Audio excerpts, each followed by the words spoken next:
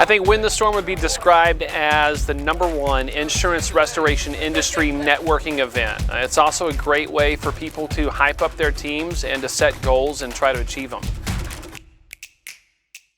Our business has exploded the last 3 or 4 years.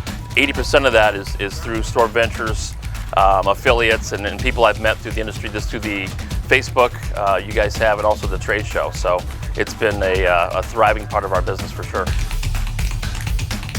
You wonder what the next move is, you know, where the trends are going, how is your next round of business coming?